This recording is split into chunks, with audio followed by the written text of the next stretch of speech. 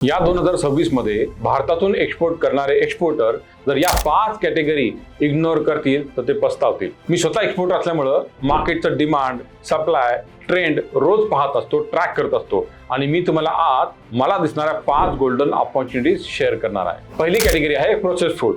यामध्ये ready to cook, ready to eat, instant, premixes हे सर्व प्रोडक्ट येतात। लोकांना आजकाल टाइम नाहीये, त्यांना इन्स्टंट फूड पाहिजे, वेळ कुणाकडे आहे, तर या प्रोडक्टची डिमांड दिवसेंदिवस वाढत आहे। दुसरी कॅटेगरी आहे प्रीमियम ब्लेंडेड स्पाइसेस। आता हळदी, मिरची यांचा जमाना गेला, लोकांना ऑथेंटिक टेस्ट, ऑर्गॅनिक प्रोडक्ट आणि प्रीमियम क्वालिटी पाहिजे, अशा प्रोडक्टची डिमांड वाढत आहे। तिसरी मोठी ऑपॉर्च्युनिटी आहे हँडीक्राफ्ट प्रोडक्ट। तुमचे wooden product, leather product, metal product यांची डिमांड जसे जसे टुरिझम वाढत आहे त्या देशांमध्ये वाढतच आहे। युरोपमध्ये, USA मध्ये आणि मिडल ईस्ट मध्ये सुद्धा यांना चांगली डिमांड आहे। चौथी कॅटेगरी आहे इकोलॉजिकल प्रोडक्ट्स। आजकाल ग्लोबल वॉर्मिंगमुळे लोक प्लास्टिकचा वापर कमी करतात, म्हणजे लोकांना बायोडिग्रेडेबल, डिकम्पोस्टेबल, रियुजेबल असे प्रोडक्ट्स पाहिजे, अशा प्रोडक्टची डिमांड सुद्धा खूप वाढत आहे।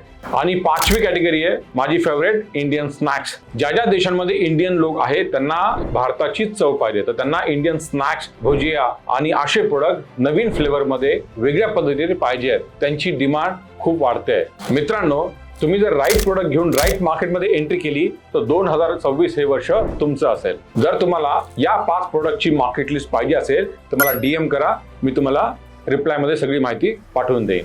धन्यवाद।